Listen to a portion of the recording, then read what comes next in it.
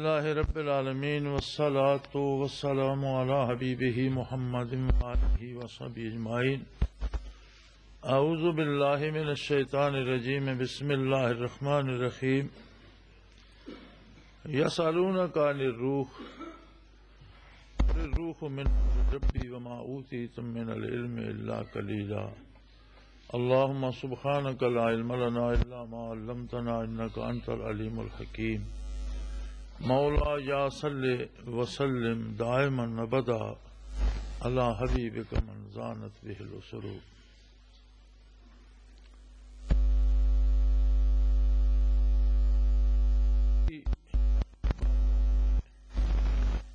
جو اہل مکہ حضور اکرم صلی اللہ علیہ وسلم پہنچانے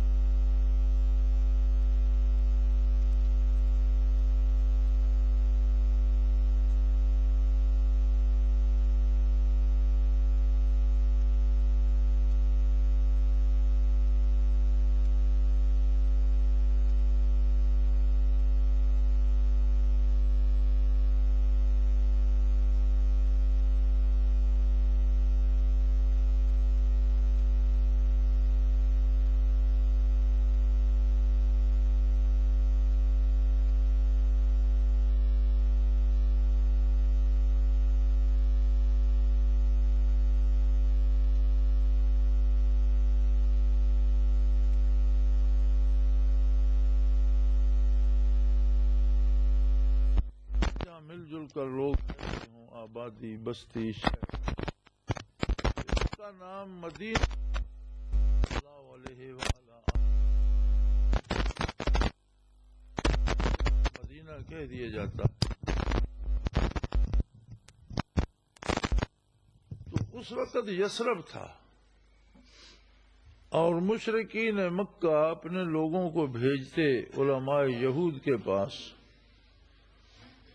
کہ کچھ ایسے سوالات لاؤ جو بزم میں بھری محفل میں لوگوں میں آپ صلی اللہ علیہ وسلم پر کیے جائیں اور آپ کو لاجواب کیا جائے.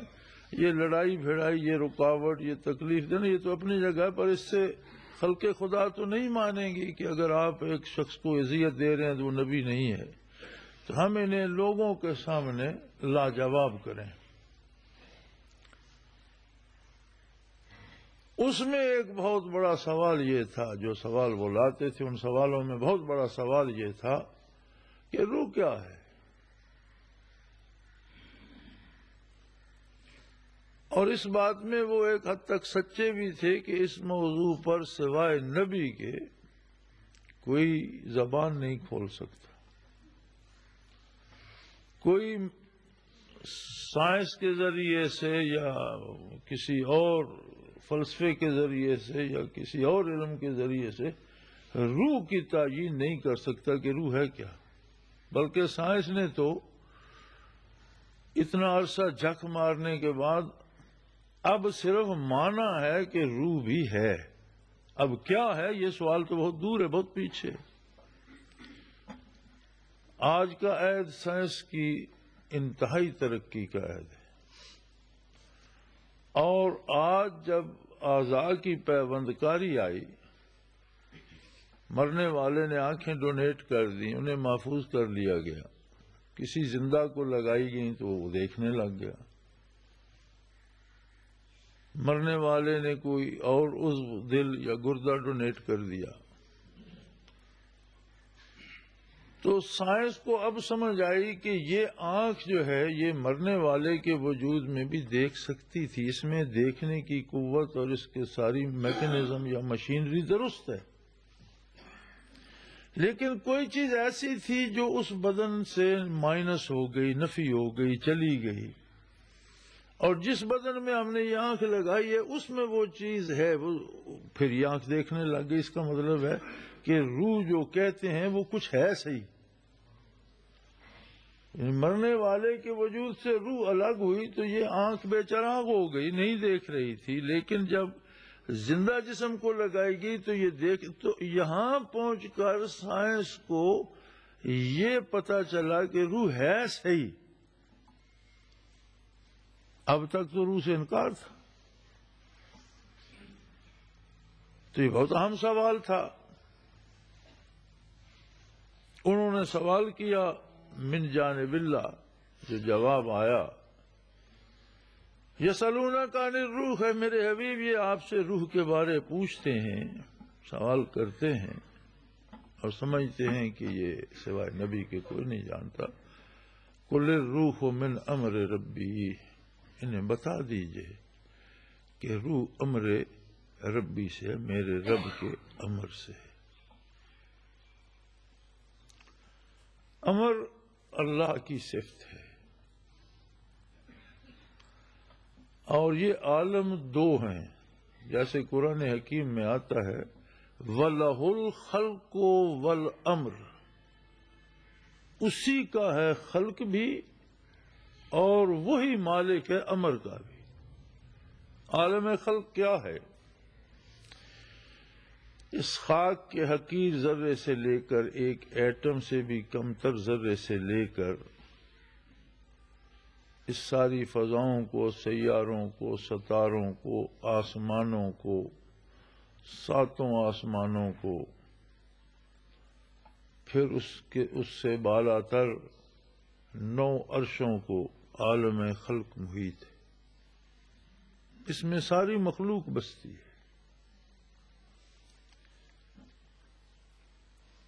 کتنی مخلوق زمین پر ہے کوئی گن نہیں سکتا، کتنی پانیوں میں شمار نہیں ہوتی، کتنی ہواؤں میں بستی ہے شمار نہیں ہوتی، کتنی نباتات، جمادات انسان شمار نہیں کر سکتا. اور جو انسانی علوم سے بالا تر ہے، آسمانوں میں ملائکہ ہیں، فرشتے ہیں، ارواح ہیں، علیین میں، عرشوں میں، کہاں کہاں تک کیا کچھ ہے کوئی نہیں جانتا سوائے اللہ کے، یا کسی کو اللہ بتا دے. وَكَذَلِكَ نُرِي إِبْرَاهِيمَ مَلَكُوتَ السَّمَاوَاتِ وَالْأَرْضِ، ہم نے ابراہیم پر زمینوں اور آسمانوں کی بادشاہتیں کھول کر رکھ دی، دکھا دیا دیکھو زمینوں میں کیا ہے، آسمانوں میں کیا ہے. ابھی اس کی مرضی. وَكَذَلِكَ نُرِي، ہم نے دکھا دیا اس طرح ابراہیم علیہ السلام کو ملکوت السماوات والارض، بادشاہتیں آسمانوں کی، مخلوق و آسمانوں کی، ان کا نظام، ان کی کس طرح سے کام چلتے ہیں، کیا ان کا سسٹم ہے بنا ہوا، کیسی حکومتیں ہیں، اور زمین کا نظام اور زمین کی مخلوق کا نظام کیسے چلتا ہے، ہم نے ان پر کھول کر رکھ دیا. لیکن وہ قادر ہے. اسی ابراہیم علیہ السلام کو حکم دیا کہ بیٹے کو قربان کر دو، اور انہوں نے بیٹے کی گردن پہ رکھ کے چھری چلا دی. یہ پتہ نہیں چلنے دیا کہ بیٹا ذبح ہوا یا دمبا ذبح ہوا. ایک وقت میں اسی ابراہیم علیہ السلام کے سامنے زمین و آسمان کی ساری ریاستیں اور سارا ریاستی نظام کھول کر رکھ دیا کہ لو دیکھو. اور دوسرے لمحے وہی ابراہیم علیہ السلام ہیں۔ اب اگر انہیں پتہ ہوتا کہ اسماعیل نے ذبح نہیں ہونا، ذبح تو میں نے دمبا کرنا ہے، تو قربانی کس بات کی تھی؟ آپ کسی سے کہیں بیٹے کو لٹا کر اسے پھر اٹھا دینا اور دمبا ذبح کر دینا تو ہر کوئی کر سکتا ہے۔ اس میں ابراہیم علیہ السلام کا کمال کیا ہے؟ کمال یہی ہے کہ انہوں نے تو اپنی آنکھیں بھی بند کر لیں، بیٹے کی آنکھوں پہ پٹی باندھ دی، لٹا دیا، چھری چلا دی، خون کے فوارے بہے، جسم تڑپا، وہ یہی سمجھ رہے تھے کہ میں نے اسماعیل کو قربان کر دیا۔ جب آنکھ کھولی تو دیکھا ایک دمبا ذبح ہوا پڑا، اور اسماعیل علیہ السلام تو ادھر کھڑے ہیں، تو پریشان ہو گئے کہ یہ کیا ہوا، میری قربانی رائے کہاں گئی؟ اللہ نے کو فرمایا قد صدقت الرؤیا، ابراہیم تو نے اپنا خواب پورا کر دیا، اب یہ میرا کام ہے کہ میں نے جنت سے دمبا بھیج دیا، یہ میرا کام ہے، لیکن تم قد صدقت الرؤیا، تجھے جو میں نے خواب میں حکم دیا تھا تو نے اسے سچا کر دیا۔ تو وہ قادر ہے کہ اسی بندے کو ایک آن میں ملکوت السماوات والارض بتا رہا ہے، اور دوسرے لمحے اس بندے کو یہ بھی پتہ نہیں کہ ذبح دمبا کر رہا ہوں یا بیٹا کر رہا ہوں۔ اس کے علوم کو کوئی محیط نہیں ہے، وہ واحد ہے، لا شریک ہے، نہ اس کی ذات میں کوئی اس جیسا ہے، نہ اس کی صفات میں کوئی اس جیسا، اور دونوں عالم کا مالک وہ ہے، خلق کا مالک بھی وہ ہے، امر کا مالک بھی وہ ہے۔ خلق اور امر میں ایک فاصلہ ہے، اور وہ یہ ہے کہ عالم خلق سارے کا سارا وقتی ہے، گنتی کے دنوں کا ہے، صدیوں کا ہو، اربوں سالوں کا ہو، لیکن اس کی انتہا ہے۔ خلق جہاں ہے وہاں موت ہے، اس لیے کہ موت حیات سے مقدم ہے، زندگی سے پہلے ہے۔ خلق الموت والحیات لِيَبْلُوَكُمْ أَيُّكُمْ أَحْسَنُ عَمَلًا، موت کو پیدا کیا اور زندگی کو پیدا۔ قرآن کی ترتیب بتاتی ہے کہ موت مقدم ہے، پہلے بھی تو فنا تھی، موت تھی، کچھ نہیں تھا، مخلوق پیدا فرما دی اور پھر آگے موت رکھ دی۔ تو عالم خلق سے پہلے موت ہے۔ یہ جو کہتے ہیں نا فلاں بے وقت مر گیا، یہ بھی گستاخی ہے۔ بے وقت کوئی نہیں مرتا، ہر کوئی اپنے وقت پہ مرتا ہے۔ اگر کوئی صدی بھی پوری کر جائے تو کہتے ہیں نوابزادہ نصر اللہ صاحب کی بے وقت موت نہیں۔ بے وقت کہاں سے ہے؟ موت تو زندگی سے پہلے ہے، کسی کی موت بے وقت نہیں ہے، ہر کوئی اپنے وقت میں مرتا ہے۔ ایک لمحہ تاخیر نہیں ہوتی، ایک لمحہ تقدیم نہیں ہوتی، کوئی اسے آگے پیچھے نہیں کر سکتا۔ تو عالم خلق میں سارے میں موت ہے زندگی کے ساتھ ساتھ، بلکہ حضرت علی کرم اللہ وجہ الکریم کا ایک قول ہے کہ موت تو اپنے وقت تک بندے کی حفاظت کرتی ہے کہ یہ میرا مال ہے، جب میرا وقت آئے گا میں اسے لوں گی اور اسے کوئی نہیں لے سکتا۔ بندہ تو موت کی امانت ہے، جس طرح تم اپنے مال کی، اپنے چیزوں کی حفاظت کرتے ہو، اسی طرح موت بندے کی حفاظت کرتی ہے اس وقت تک کہ جب تک وہ خود اسے وصول نہ کر لے۔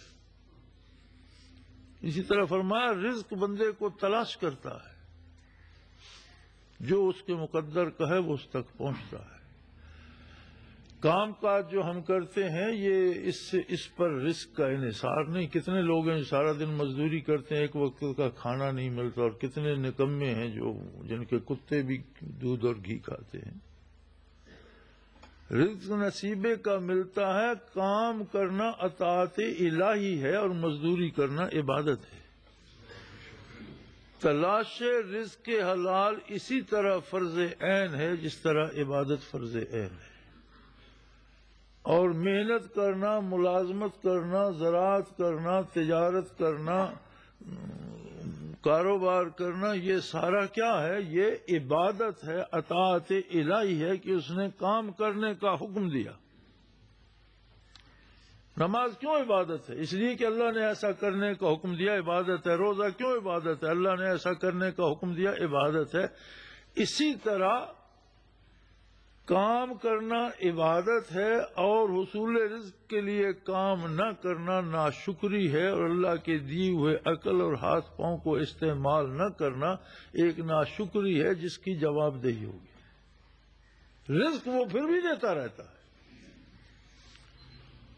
کوئی چوری کر کے لیتا ہے، اسے اس راستے سے دے دیتا ہے، لیکن حساب کرے گا کہ میں نے تو تجھے کہا تھا مزدوری کر کے لے، تو نے چوری کر کے لیا، آجا بتا کیوں کیا۔ رشوت سے لیتا ہے، جوئے سے لیتا ہے، ناجائز ذرائع سے لیتا ہے، تو ملے گا اس کو اپنا ہی، اربوں جمع کر لے، اپنے حصے کا کھائے گا، باقی جس کا حصہ ہے اس کے لیے چھوڑ کے مر جائے گا۔ ایسا بے نیاز ہے کہ کھرب پتیوں کو چنے کھانے پہ مجبور کر دیتا ہے کہ اور کچھ پیٹ ہضم ہی نہیں کرتا۔ مرض ایسا ہو جاتا ہے کہ کوئی چیز کھا پی نہیں سکتے، اپنا حصہ ہی کھائیں گے۔ کھربوں روپے پڑ رہے ہیں، پتہ نہیں وہ کس کے نصیب کے ہیں، جس کے ہیں اس کے پاس جائیں گے۔ تو یہ کام کاج کرنا عبادت ہے۔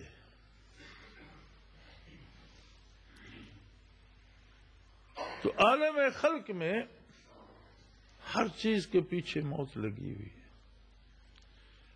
عالم امر میں موت کی رسائی نہیں ہے۔ عالم امر صفت ہے اللہ کی۔ اللہ کی ذات جس طرح ازلی و ابدی اور قدیم ہے، اسی طرح اس کی صفات بھی ازلی و ابدی اور قدیم ہے۔ اس کی کوئی صفت ایسی نہیں جو کبھی نہیں تھی اور پھر حاصل ہو گئی، یا حاصل ہو گئی تو کبھی نہیں رہے گی۔ یہ اس کی شان کے لائق نہیں ہے۔ جیسے اس کی ذات ہے ویسے اس کی صفات۔ یہ کمال ہے سارے عالم خلق میں روح انسانی کو عالم امر سے بھیج دیا۔ اس کا مطلب یہ ہے کہ روح کے لیے تو موت نہیں ہے، پھر موت عالم خلق کے لیے ہے، عالم امر میں موت کا دخل نہیں۔ عالم امر سے روح کو پیدا کیسے فرمایا؟ کوئی تجلی ڈالی اور پیدا ہو گئی، کوئی اپنا پرتو جمال القاء کیا، دست قدرت سے بنایا، کیسے کیا؟ اس سوال کا جواب یہ دیا، وَمَا أُوتِيتُم مِّنَ الْعِلْمِ إِلَّا قَلِيلًا۔ یہ بات انسان کی عقل سے بالاتر ہے، یہ تمہارے سمجھنے کی بات نہیں۔ تمہارے لیے اتنا کافی ہے کہ روح عالم امر سے ہے، بس۔ عالم امر سے وہ کیسے پیدا بنی، کیا ہے اس کی، کیا ماہیت ہے، کیفیت ہے، وہ پرتو جمال سے بنی، وہ کسی خاص تجلی سے بنی، کسی خاص صفاتی تجلی سے بنی، ذاتی تجلی سے، اس سے تمہارا کوئی سروکار، اس لیے کہ تمہارے علوم کی حد ہے، اور یہ کام ان حدود سے بالاتر ہے۔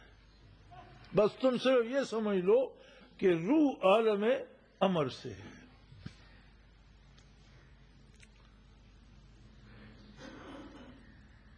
اب یہ جو عالم خلق ہے اور اس میں جو زمین ہے جس پہ انسان بستا ہے، یہ مرکز ہے تمام ستاروں سیاروں کا، تمام افلاک کا، آسمانوں کا، تمام عرشوں کا۔ عرش عظیم کیا ہے، نو عرش کیا ہے؟ سیکریٹریٹ ہے رب ذوالجلال کا۔ اللہ تو ہر جگہ موجود ہے، لیکن ہم دعا کے لیے ہاتھ اوپر کیوں اٹھاتے ہیں؟ کیا نیچے اللہ نہیں ہے؟ جس طرح ہم سجدہ بیت اللہ کو کرتے ہیں کہ اللہ نے متعین کر دیا کہ میری تجلی ذات کا مظہر یہ ہے، تم سارے، ورنہ نماز میں کوئی ادھر منہ کرتا، کوئی ادھر کرتا، کوئی ادھر کرتا، کوئی ادھر کرتا، ایک مرکزیت قائم کر دی۔ دعا کے لیے عرش کو قبلہ بنا دیا کہ وہ سیکریٹریٹ ہے بار الہ کا، وہاں سے فرشتوں کو احکام ملتے ہیں روزمرہ کے جو تبدیلیاں، آنا جانا، نظام کائنات چلانے کے لیے، ورنہ اللہ تو ہر جگہ موجود ہے۔ اللہ تو کسی جگہ پابند نہیں ہے، اس کی ذات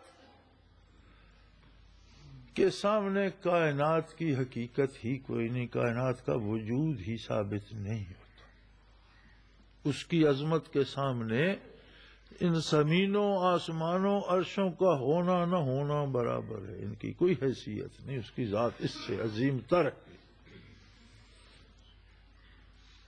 اب چاند ہے، زمین کی تبدیلیوں کا اس سے تعلق ہے، سورج ہے، زمین کی تبدیلیوں کا اس سے تعلق ہے، ستارے، سیارے، فضائیں، بادل، ساری کائنات کی توجہ کا مرکز ہے زمین۔ زمین میں جو کچھ ہے، وَخَلَقَ لَكُم مَّا فِي الْأَرْضِ جَمِيعًا، ہے انسان، روح زمین پر جو کچھ ہے میں نے تیرے لیے پیدا کر۔ اب تو اس سے ایٹم بم بنا، تیری مرضی، تو اس سے باغ کھلا، تیری مرضی، تو اس سے گل کھلا، تیری مرضی، تو اس سے زہر پیدا کر، تیری مرضی، میں نے سب کچھ تیری خاطر پیدا کر دیا۔ انسان اتنا معزز کیوں ہو گیا کہ عرش عظیم سے لے کر فضاؤں تک ہر چیز کی توجہ کا مرکز بنا ہوا ہے؟ اس لیے کہ اس میں روح ہے، وہ روح جو عالم امر سے متعلق ہے، وہ عرشوں کے تقدس سے پاک، آسمانوں کی لطافت سے لطیف، فرشتوں کے وجود سے نازک تر، کائنات کی تمام رنگینیوں سے زیادہ رنگین، زیادہ خوبصورت، زیادہ حسین، اور آئینہ ہے تجلیات باری کا، حصہ ہے پرتو جمال کا، کرن ہے نور جمال کی۔ باقی انسان تو مشت غبار ہے، اس میں کیا رکھا ہے؟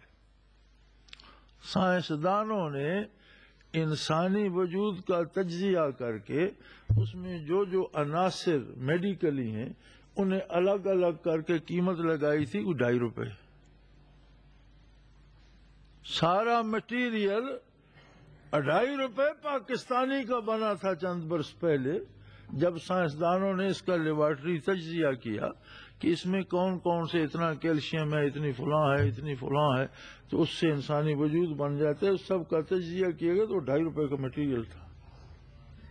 اس 2.5 روپے کو تو کوئی سجدہ نہیں کرتا، اس 2.5 روپے پر تو کوئی قربان نہیں ہوتا، اس کی تو کوئی غلامی نہیں کرتا۔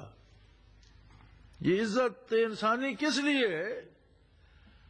اس میں روح ہے عالم امر کی، اس میں کرن ہے جمال باری کی۔ ہر انسان ایک پوری کائنات ہے، ایک پورا جہان ہے۔ جس طرح عرش عظیم سیکریٹریٹ ہے، اس کا دماغ وجود کا سیکریٹریٹ ہے۔ جہاں اللہ جل شانہ کی حکومت ہے، وہاں اس کے دل میں اللہ جلوہ گر ہو جاتا ہے۔ جس طرح کائنات بسیط میں بے شمار مخلوق ہے، انسان کے ایک ایک رگ و ریشے میں لاکھوں جراثیم اور لاکھوں ایٹم اور اربوں کھربوں مخلوق ایک وجود کے اندر بس رہی ہے۔ آج تو عام بات ہے نا، آپ کہتے ہیں ملیریا کے جراثیم آ گئے، پیدا ہو گئے نا اندر، پھر آپ نے انجیکشن دیا وہ مر گئے۔ اس کا مطلب ہے اندر ایک جہان ہے، جو مخلوق پیدا بھی ہوتی ہے، مخلوق مرتی بھی ہے، اس میں تبدیلیاں بھی آتی ہیں۔ جیسے دنیا پہ انسانوں میں برائی پھیل جائے تو فساد پیدا ہو جاتا ہے۔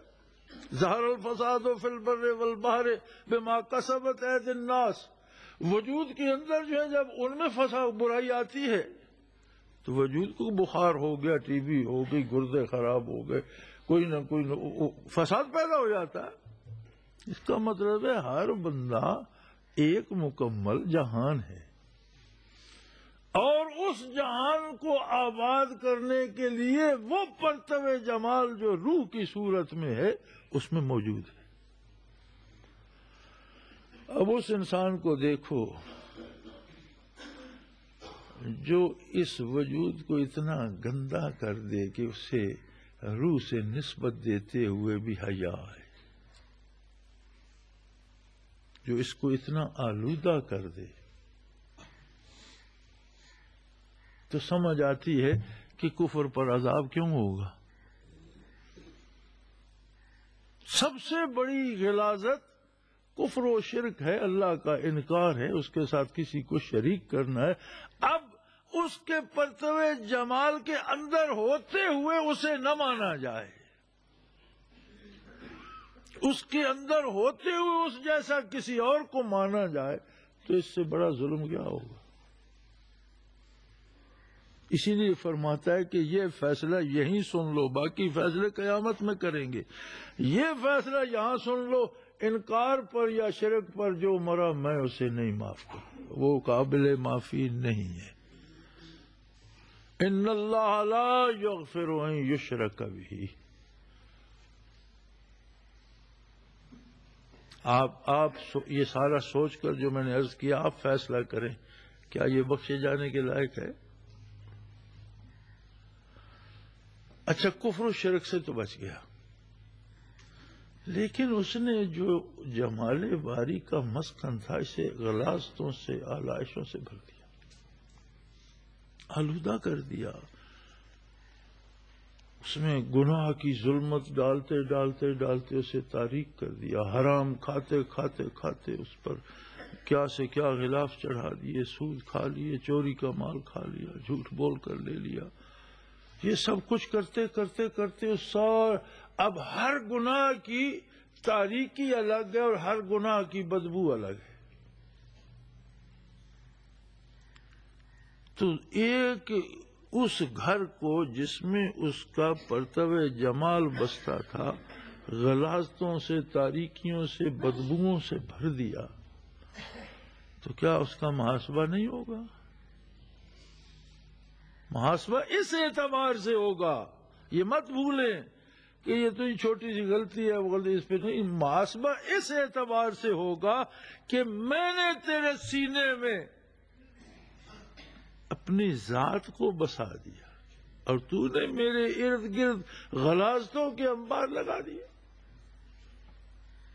آپ سے کم تر درجے کا کوئی مہمان آپ کے گھر آ جائے، جس کمرے میں آپ اسے بٹھائیں اس کے گرد گرد قربانی کی اوجڑیاں، مردہ کتے، مردہ چیزوں کی، جانوروں کے ڈھانچے، بدبودار کیچڑ، غلاظتیں اٹھا کر لیٹرینیں صاف کر کے اس کے گرد ڈھیر لگاتے جائیں تو کتنا خوش ہوگا؟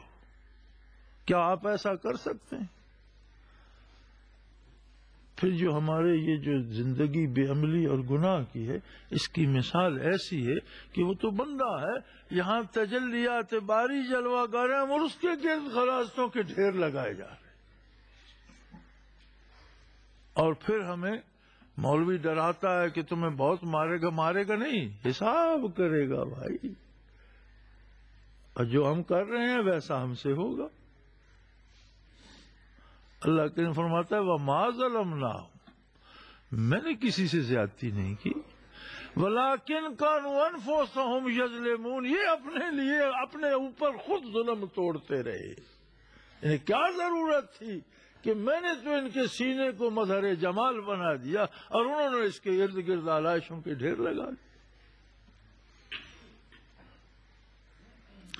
پھر وہ ایسا کریم ہے، کہتا ہے کبھی تیرا یہ احساس زندہ ہو جائے کہ مجھے ایسا نہیں کرنا چاہیے تھا، تو مجھ سے کہے کہ جو کچھ میں نے کیا بار الہ غلط کیا، تو مجھے میں وہ ساری آلائشیں پاک کر کے تجھے پھر سے روشن کر دوں۔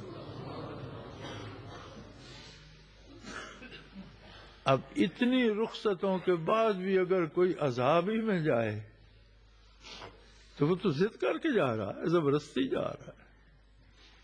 اسی لیے نبی رحمت صلی اللہ علیہ وسلم نے فرمایا کہ میری مثال ایسے ہے جیسے ویرانے میں کوئی آگ جلائے اور پروانے آ کر اس آگ میں گر رہے ہوں اور کوئی جھپٹ جھپٹ کر ایک ایک کو بچا رہا ہو کہ آگ میں مت گرو، جل جاؤ گے، آگ میں مت گرو۔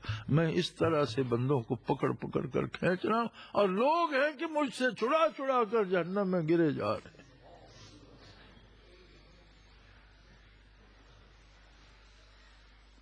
تو اس کی رحمت تو اتنی وسیع ہے، یا رب تو کریمی و رسول تو کریم، صد شکر کے ہستے میان دو کریم۔ اللہ کریم ہے، اس کا نبی کریم ہے، اور بندے کو بچانے کے لیے رات دن کوشاں۔ میرے بھائی، قرآن کا حاصل کیا ہے؟ بندہ اپنے وجود کو آلائشوں سے بچا کر اس محبت، اس تجلی باری کی رہائش کے قابل بنا لے۔ یہ سارے قرآن کے نزول کا، علم کا، تفسیر کا حاصل یہ ہے۔ حضرت فرمایا کرتے تھے کہ قرآن کا حاصل ہے سورہ یاسین، سورہ یاسین کا حاصل ہے سورہ فاتحہ، سورہ فاتحہ کا حاصل ہے بسم اللہ الرحمن الرحیم، اور بسم اللہ کا حاصل ہے بے،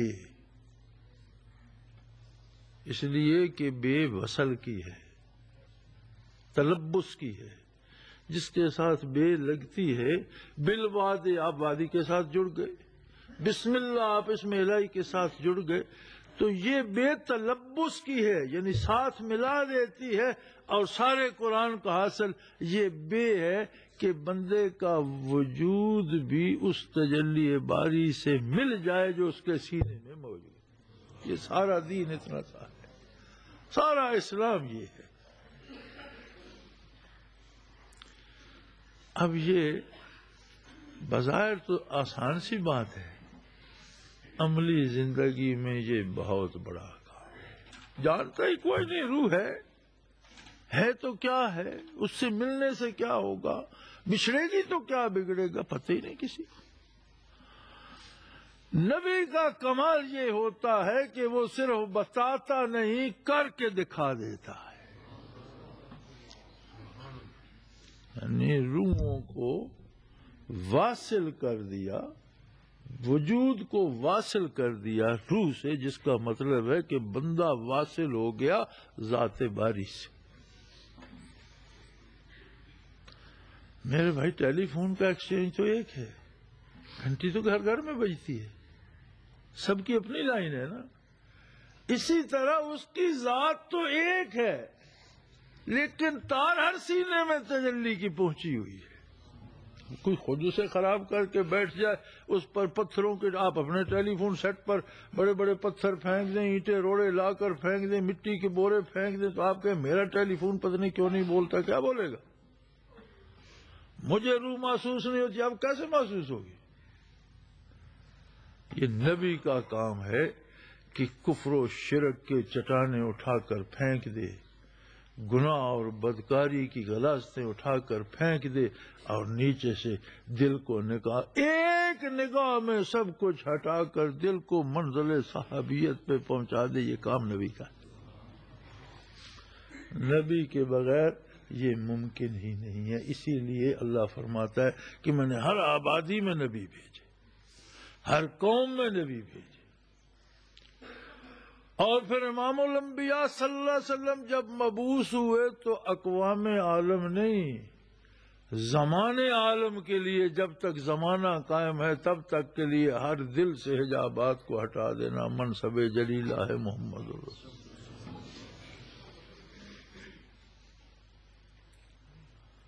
بات تو بڑی آسان ہو گئی۔ کنا کزوج حمامۃ فی ایکۃ متمتعین بصحۃ وشباب دخل الزمان بنا وفرق بیننا ان الزمان مفرق الاحباب۔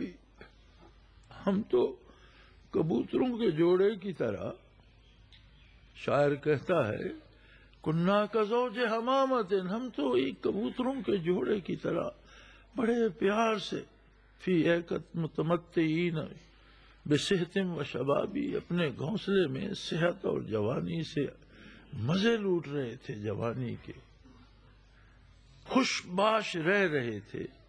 دخل الزمان بنا وفرق، زمانہ درمیان آ گیا، اس نے ہمیں الگ کر دیا۔ ان الزمان مفرق الاحباب، بے شک زمانہ دوستوں کو دوستوں سے دور کر دیتا۔